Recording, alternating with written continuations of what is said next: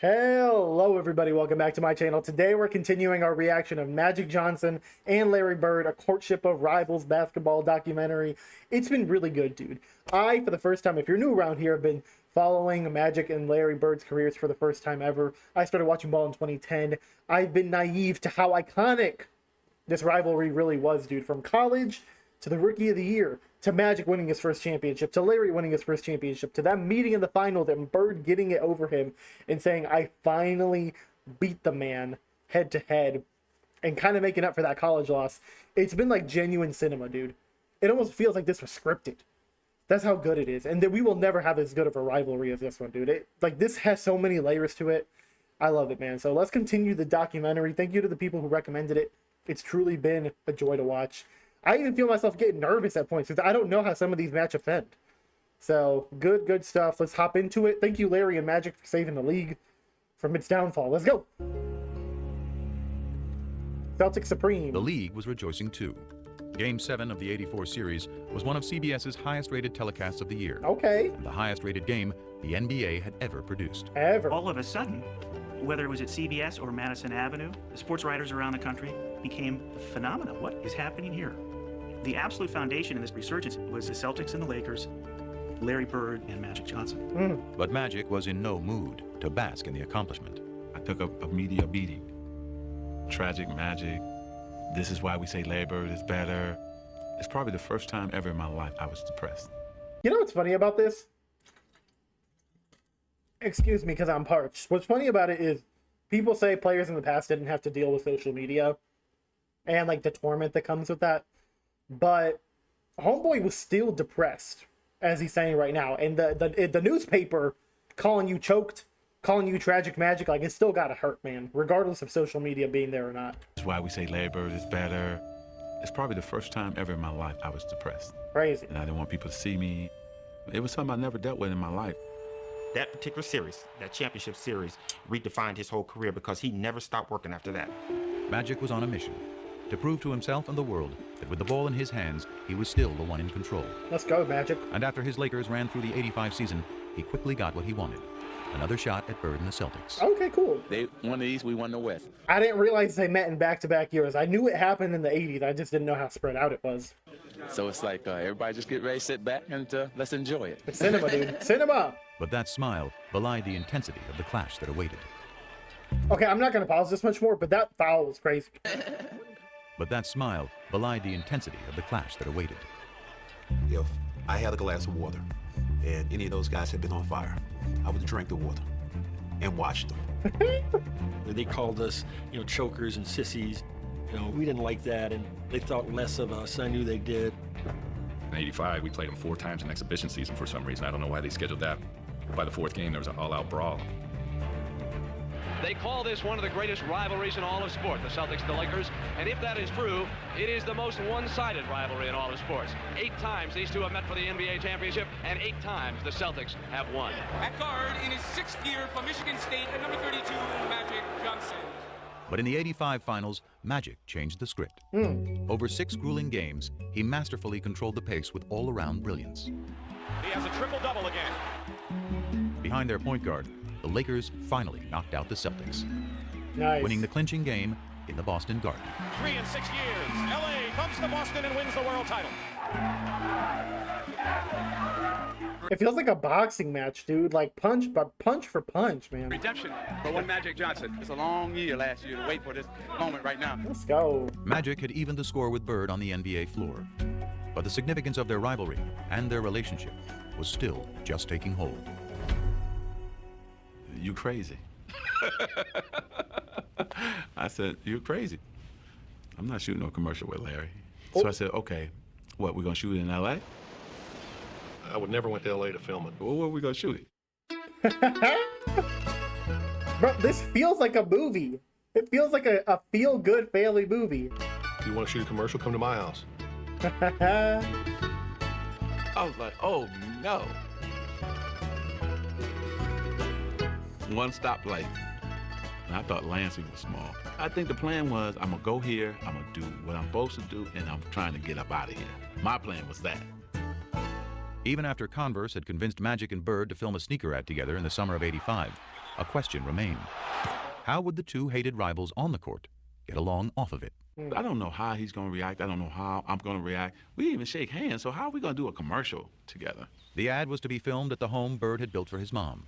It featured a full-length basketball court, the day's first location. So they say, okay, you're playing one-on-one, and I'm looking at Larry, and he's looking at me like, is this real? Are we playing? Because, you know, this is Magic and Bird. I could just hear Larry, you know, starting in on, well, you bring it to the basket, I'm going to send it 30 rows up. So the guy was like, no, not like that. A fun game. We were both like, oh, okay. Like, like you can see this relief coming over both of our faces. That brief détente led to the next stage, dialogue. We sat down next to each other. How was your summer? Oh, it's going good. How was yours? It's going great. He said, man, it's a nice spread you got. And he's asked me, is this where you play? I said, yeah, I play here if it's not windy. If it's raining or windy, I go to the gym. But this is where I do all my work. I see that tractor. You work on the tractor? He said, man, I work on this tractor every day.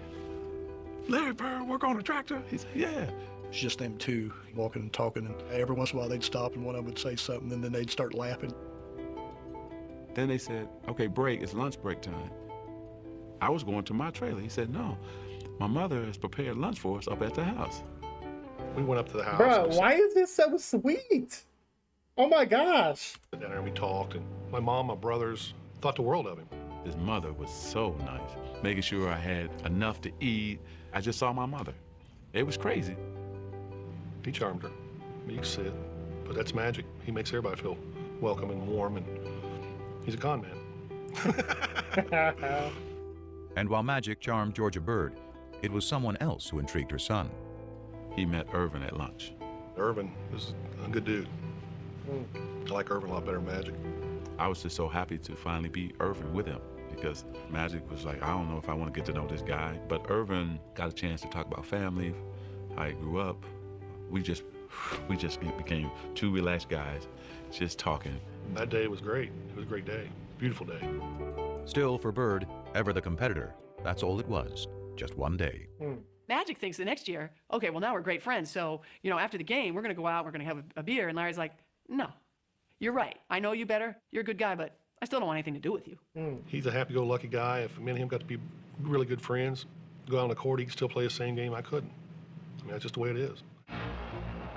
But when the ad hit the airwaves, for others, the perception changed. I saw those limousines going through the cornfields, and I said, no. They didn't sell themselves out. I heard Converse made a pair of Bird shoes for last year's MVP. Yep. But they made a pair of Magic shoes for this year's MVP. Okay, Magic, show me what you got. Oh, this is really a business thing. The Bird shoe, the Magic shoe. And maybe that's where the business thing started to get bigger. Amazing. And began to trump who they both really were. Did y'all, anyone who's watching this, did you ever buy the Bird or the Magic shoe? It polarized the whole idea of lunch bucket versus Hollywood, white versus black. Just cemented all the differences between them. Kids weren't wearing black gym shoes because they didn't want to be associated with the Larry Bird camp. You wore your white Converse. The basketball rivals had morphed into cultural warriors, and race, more than ever, had become an unavoidable part of the conversation. Yo!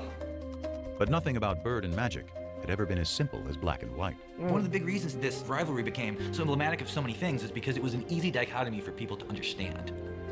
But it's crazy to simplify to saying white people like Bird and black people like Magic because 13% of the country is black. It wasn't like 87% of basketball fans preferred the Celtic.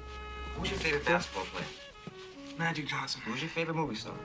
Eddie Murphy. Pina, all you ever talk about is nigga this and nigga that. And all your favorite people are so-called niggas. It's different. Magic, Eddie, Prince are not niggas. I mean, they're not black. I mean, let me explain myself. Has the N-word ever been used by a white person to describe Irvin? I doubt it. But as Magic enjoyed his image as a crossover star, it was Bird, the one-time great white hope, who had further emerged as the polarizing racial figure, due in part to that era's increasingly conservative political climate. The rolling back institutionally of the achievements of the civil rights movement were going on apace from about 1975 on. But the triumph of the movement that rolled it back took place in the 1980s.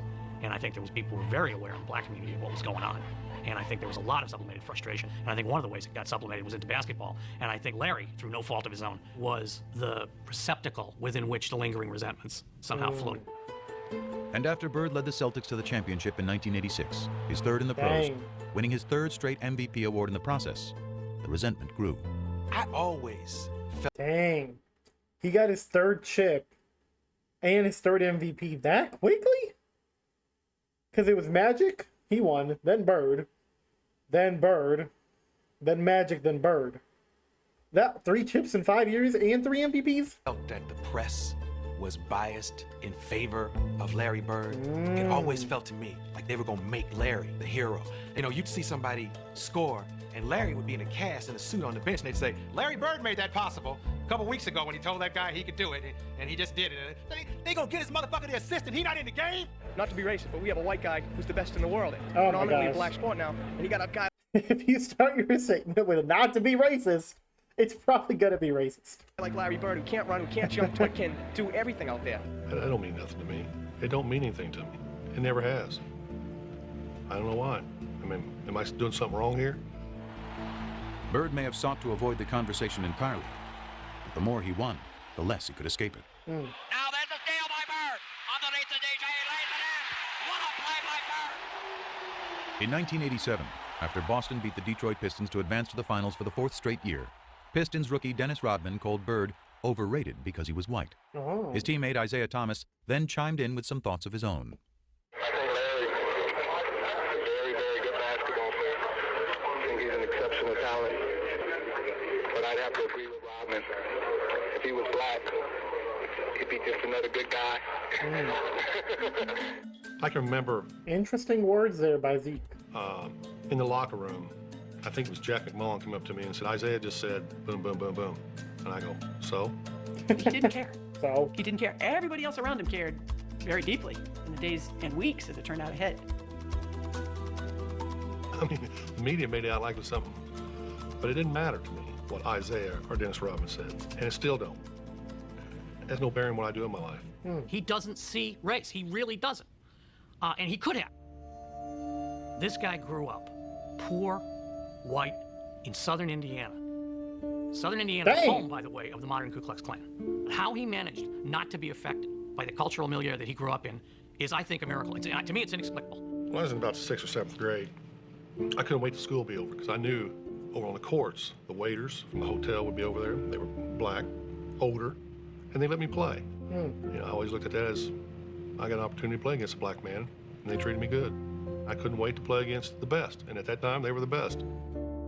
And in 1987, as Bird vied with Magic to be the best, the flap over Isaiah Thomas's racially fueled remarks forced Bird to address his least favorite topic at the worst possible time. I had to go to a press conference when I was in LA trying to get ready to play the Lakers and tell people I didn't care. This don't bother me. The main thing is if the statements or whatever was said doesn't bother me, I don't think it should bother any of us. From playing all year trying to get back to the finals and play against Magic, this was a distraction. Bird was 100%, facing dude. off against Magic for the 3rd time in 4 years. That's terrible. And if their relationship had softened, the determination to beat each other had not. As Game 4 proved, the level of competition between them was higher than ever. Bird played awesome down the stretch of that game. Trailing 2-1 in the series, the Celtics were down by 1 point in the final minute of the game. But Larry Bird wouldn't be easily vanquished. Open his aim. Larry! Cold.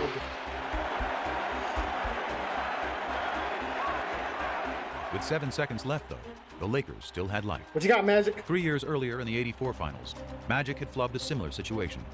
But this was a different Magic, one with a whole new bag of tricks. My man switched to Kareem, and Kevin McHale jumped out to me. As soon as I saw Kevin, I said, oh, I'm taking him. You know, Magic puts it on the floor, a couple head and shoulder fakes, and he raised up in the air. Oh. And there was nobody that was going to get that shot. Beautiful hook. Nasty work.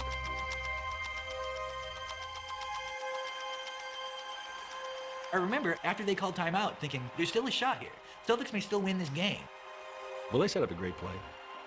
Bird walked Worthy all the way up, forced the denial all the way up. We've done it before. Clear everybody out, go to the ball and break the corner. He caught it here, and as he caught it, all he had to do was turn. And just turn, and he just let this thing go. Bird fires it. That wide open look, couldn't believe it. And I'm standing right there. It is straight as an arrow. Dead on. And the Lakers have won. Heartbreak. Lucky, because it was right on line. Dang. He looked at me like, how did you ever leave me that wide open? You gotta be kidding me. That could have been one of the greatest shots in NBA history, man. changed the whole series. The Lakers won the series in 6. Wow. In the aftermath of a year in which Magic had won his first MVP, the rivalry suddenly took on a new tone. Wow, Magic got his first MVP, and he's leading Bird 2-1 in NBA Finals and 1-0 in college. He's a great basketball player. He's the best I've ever seen, you know. Unbelievable. I don't know what to say. I was shocked that he said it. Respectful. Because I thought to myself, maybe this is the beginning of a new era that's not going to include him. It was the passing of the torch a little bit. After vanquishing Bird in '87, Magic wasn't done winning. The following year, he squared off in the finals against his good friend Isaiah Thomas and the Pistons, beating them to become the NBA's first repeat champions in 2 decades. Wow. By the dawn of the 90s, he'd won 5 titles, played in 8 finals, and equaled Bird's MVP tally of 3. Wow. But the more Magic won, the less Irvin seemed to be around to reap the spoils. Once I tasted the champagne and the championship, I wanted more of that and more of that. So Magic kept growing because we were successful. And the persona and all of that came with that. The Prince of LA was now the king. And in Hollywood, being royalty had its perks. Yep. Wow. What was Irvin Johnson's vice? Now, you know my publicist wants me to say winning. But women loved Irvin. Back then, before voicemail, they used to have these mail slots in the hotels where you leave your key. And when we get into a town, Irvin's mail slot would be so packed, and it would be just Susan and a phone number, Linda and a phone number, Joyce and a phone number. I mean, that was every city, every time. Oh my gosh. I was on top of my game as Magic, so I needed all that around me at that time. The women, the this, the that, Hollywood. Magic was living in a context of sybaritic excess from the minute he walked in the door, and he developed a sweet tooth for it. Sex with several women at the same time. Yeah. Dang. Like I said, women have different fantasies. Some want to be with 2 or 3 at a time. You know, one time I had 6 at one time. That's just. I really do believe 6 at one time, Magic. he looks upon Magic Johnson as a movie character he played. I think Irvin got overwhelmed in LA by what it meant to be a star. That's probably true that the Magic ego swallowed Irvin a little bit, but that's okay because I couldn't win 5 championships without that. Through all of this haze of women and money and fame and fortune, he still kept basketball at number 1. He never seemed to lose that focus. Larry had 2 jobs his last 7 years of playing. It was playing basketball, and then it was him being committed to taking care of his back. He had first heard it in 1985, building the driveway at his mom's house back in French Lick. Larry just He heard it building a driveway? I thought he got injured playing ball. That's why his back was always so messed up. decides to do it himself. This is Larry Bird, the superstar, out there breaking his back, literally shoveling gravel. Oh my and that was the gosh. beginning of a process. I would see him on TV laying down, and then they told me that he had to lay down on planes, different things like that. And I was like, wow. As Magic soared through the prime of his career, Bird was breaking down, his deteriorating back and punishing style of play proving an excruciating mix. From 88 to 92, it was painful to watch. It was painful to cover. Larry is quite ornery when he's not feeling well, which means he was ornery for those next 4 years. He could manage the pain in a way that very few people can do. There'd be days he could come in the office and he couldn't stand up straight. Wow. But even after 2 ruptured Achilles tendons and surgery on his back in 1991, Bird kept going to work. 2 ruptured Achilles tendons? Ruptured Achilles tendons.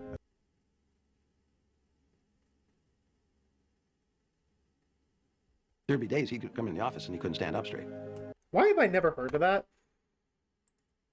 When did Bird rupture his Achilles? Wow, I can't type. That's so embarrassing. Why am I not seeing anything on that? Double Achilles surgery at the same time? What the heck, dude? Larry, you had every injury ever. What the crap, man? No wonder you fell apart. But even after 2 ruptured Achilles tendons and surgery on his back in 1991, Wow. Bird kept going to work. Respect. Product of a lesson learned many years before, seeing the swollen ankle of a man long since gone. Well, we don't know if it broke or not, but it looked broke to me. had to go to work and he had to get his boot on, and it took everything I had to help him get that boot on his foot. And he stood up limping, and he says, well, I'll see you this weekend, because he was working construction at the time. Wow. And I was pretty amazed how he could fight through that all week, then come home on the weekend, and it was black and swollen, and Wow. he'd sit around on the weekend and put that boot on and go again. If you get paid to go to work, you got to go to work. It was a situation that he was seeing almost daily. True. He had lost the structural stability in his spine. So Wow. it would slip into abnormal positions to try and lock itself to get an artificial stability. That's like getting your finger stuck in a door and somebody's still pushing on the door. So what we had to do was unlock his spine, realign it, do techniques that would hold that for 4 hours, 6 hours, that type of thing, and then he'd go play basketball. Oh my gosh. How did this man play? Every time I would play, I was wondering if I was going to be in a wheelchair. Was I ever going to be able to, you know, walk on the beach or hold my kids? His pain and his quest for basketball became all-encompassing. Very few people really knew what Larry was living with, because this was Larry's issue, and there was no sharing of his pain.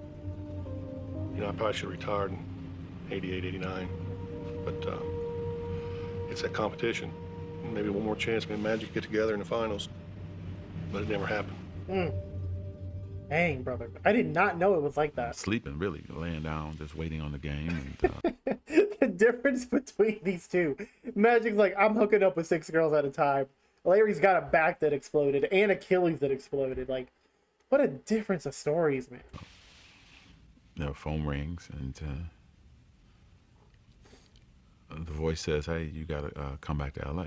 And I said, "Okay, why?" "Well, I can't tell you until you get to LA." Oh no. The diagnosis. So, I said, "Okay." 2 hours later, he was in the office of Lakers team physician Michael Melman. Dr. Melman starts to tell me that, you know, through the physical that I took, that they discovered that I had HIV. Horrifying, dude. That's horrifying. First time ever in my life. I'm such a control freak, right? Do things the right way. I'm out of control. Oh, it was everything.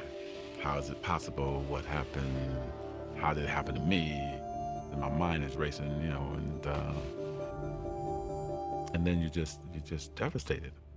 Dang. Further complicating things, Magic had gotten married just 2 months earlier. Oh my gosh. He feared the worst for his new bride, Cookie. No, who was Cookie! pregnant with their first child.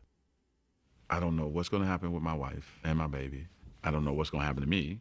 I don't have control of the situation, and I was lost just for that next 2 or 3 weeks. And after Magic learned neither his wife nor his unborn child were infected, he began revealing the news to his inner circle. Let's go. The phone rang, and it was Magic's agent, Lon Rosen. And he said, "Irvin's looking for you, call him." And I said, "I'll call him when I get to Paramount." And he says, "Call him now." I said, "Lon, I'll call him when I get to Paramount. I'll be there in 20 minutes. And he said, "You got to call him now. Irvin's HIV positive." I remember I was sitting on the bed. I remember standing up at that point. And I said, "How is that possible?" I'm thinking Irvin's gonna get skinny and die. I mean, literally, that's what I thought. Irvin's gonna get skinny and die. The first person I thought of was Larry. I wonder what Larry thinks. The day that I heard about Magic, it just sort of changed my love for basketball. It shook me up. You know, you gotta get that feeling, probably the same type of feeling I had when my father died. He wants to understand why, you know, how can I talk to him? I need to speak to him. It was just really important for Larry to talk to him. You know, sort of, I don't know. I wanted to hear it from him, probably didn't believe it. Calls me, and we're talking. You know, it's just, "How you doing? I heard about it." And you can almost hear both of us with some tears in our eyes. And I'm choked up because he did call me.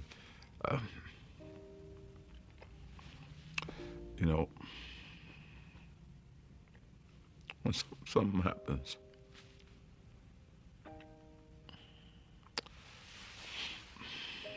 to you,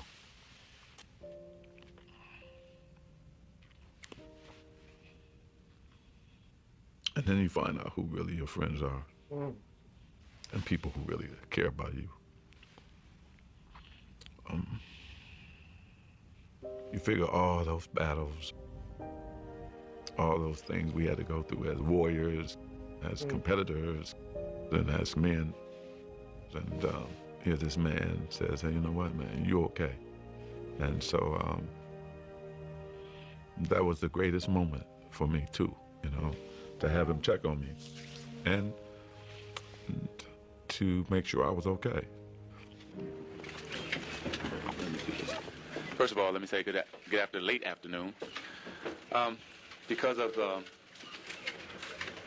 HIV virus that I have attained, I will have to retire from the Lakers today. It's the only press conference I've ever been in where I've seen reporters cry. I mean, we thought this guy was in total denial. I plan on going on, living for a long time, bugging you guys like I've always have.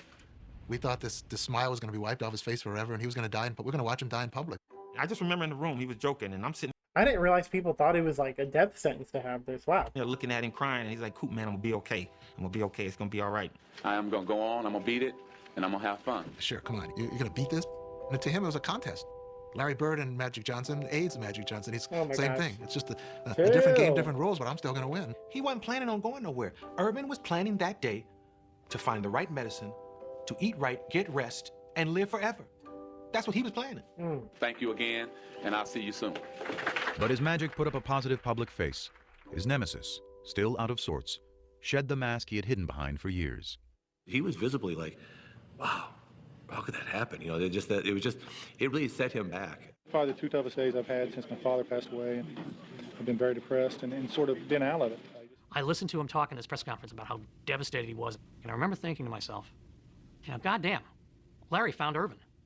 You know, just out of the blue, something like that happening. It's just, I've never had, other than one other instance, and I was hoping I'd never see that again, because I remember how I felt weeks after that.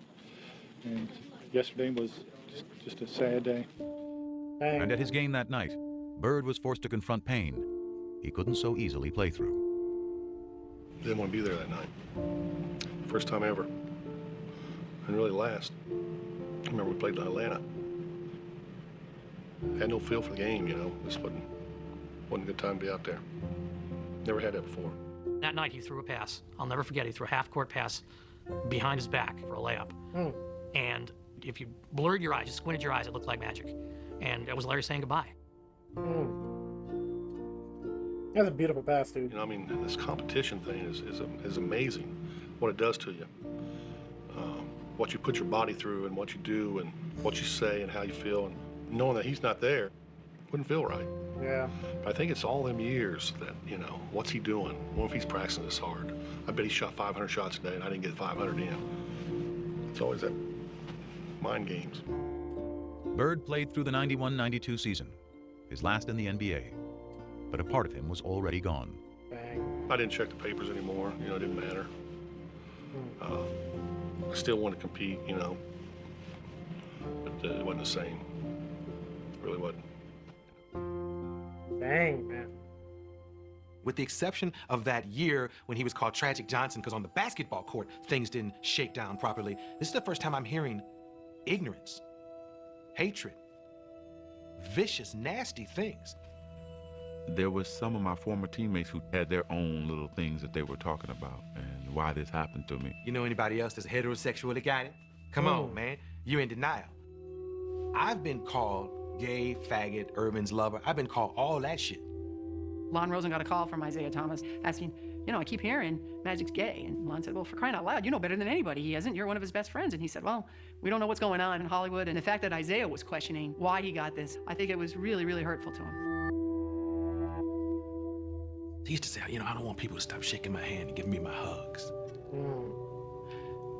He loves to be loved.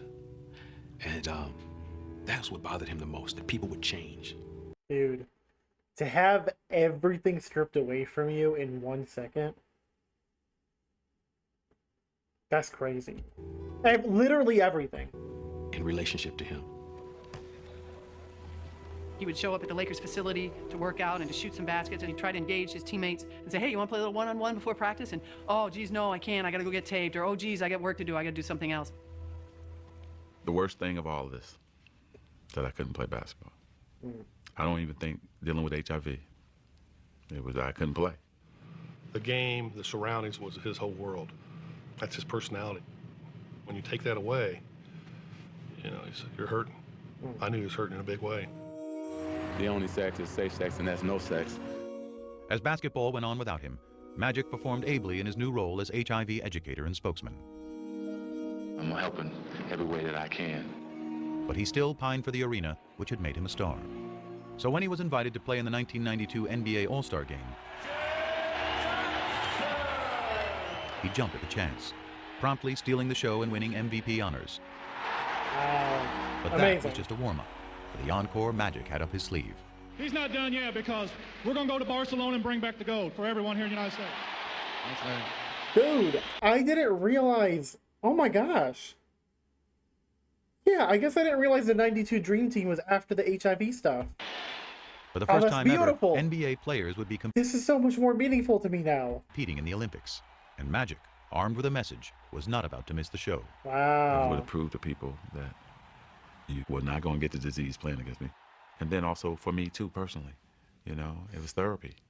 It was a way to say, man, yeah, you get to do this one more time. There was also one other perk. I think playing with Larry was very important. That's something they talked about. I mean, he was going to be on the Dream Team. He was going to be with Michael. He was going to be with Barkley. But he was going to play with Larry. Yeah. Magic kept saying to him, I just want to get you out on that court one more time. Let's just have one more sequence like we had all the way back in 1978. But it was interesting that with Magic being the one that was HIV positive, he felt great. He was in the best shape of his life.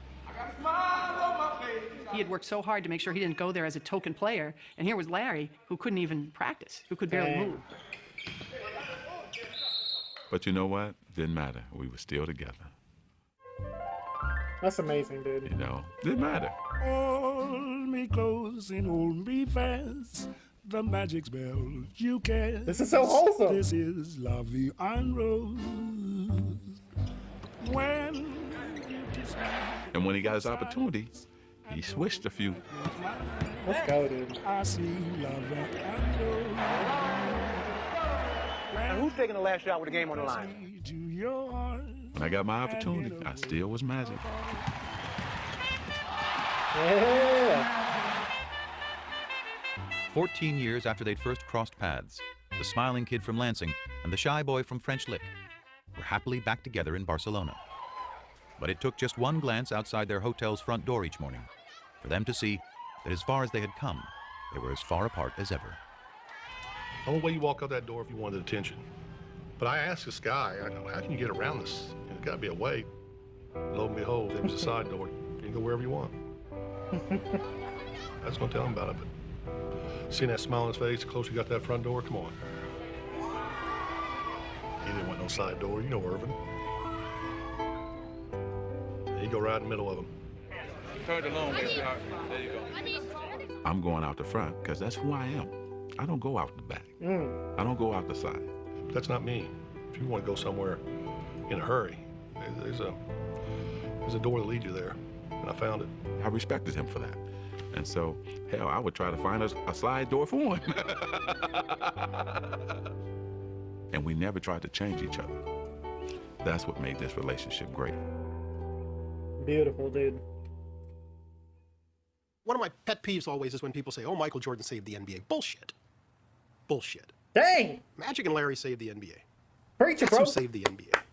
Magic and Larry. Magic and Larry. Bird and Magic. To the millions who once watched them. I mean, I will say MJ took it to like the highest peak, I think, of its popularity. I could be wrong about that. I could be wrong. But my understanding is Magic and Bird saved it. Jordan took it to the next level. Now more than ever, they are inseparable. A pair of athletes thrown together by the cosmos to compete. A pair of men who discovered a bond in the midst of that competition. Decades removed from the height of their rivalry, their bond endures. Two impossibly different men with a connection only they can fully grasp. It's almost like a private little club, and only the two of them are in it. And every once in a while, they need to show up to have a reunion and pay their dues to each other. But they don't need the day-to-day contact that most friends need. It's just not that kind of relationship. But I always get this good feeling when I know I'm going to see him because he makes you feel good. You know, he really does. He's unbelievable. He's very private, but if he's your friend, man, you got a friend for life. And Larry Bird is a straight shooter. He'll tell you when he don't like you. That's one thing I wish I could have from him, that he has that I don't have. I wish I had that. I mean, he walked in here, this whole room had changed, and Maybe that's what I always wanted to be, but I just couldn't. Brother, what a freaking documentary, man. That was amazing. Is there anything left? Just little end credits? Dude. The greatest rivalry of all freaking time. The fact that Bird's mom was a Magic fan is so hysterical and wholesome. My dad was a huge Larry Bird fan, and I told him about the documentary before he died. He never got to watch. We never got to watch it together. I watch it every Father's Day and think of him. Dang, man. Wow, man. I'm genuinely at a loss for words. This makes me dude, I'm a modern day NBA fan, and I love the sport. And this makes me love the sport to a whole nother level. It's almost like I saw the tip of the iceberg of what I've seen today in today's game, and I'm finally like seeing beneath the water of like everything that came before that was iconic, that was great. Dude, the Magic and Bird stories I did not recognize was this iconic. It's so well done, dude. And I agree with it. It's almost like the cosmos put these two guys together. It was almost like it was fate for Larry and Magic to have this rivalry, dude. What a 10 out of 10 documentary. Yo, let me know if there's other great documentaries I should watch about legends from the past. I did try to do the Last Dance documentary on Netflix. YouTube didn't allow it. Netflix didn't allow it. It got blocked immediately. I watched the first one, made a whole reaction to it, and Netflix was like, no. Blocked immediately. So this one, I uploaded the part one and it worked. So let me know if there's any other documentaries on YouTube or something that I can check out, man. This is like really blowing my mind as an NBA fan and making me love the sport that much more. So sheesh, dude. What a great stuff, man. Great stuff. I hope y'all have a great day, night, whatever time of day it is for you. I'll catch you guys on the next one. Doses!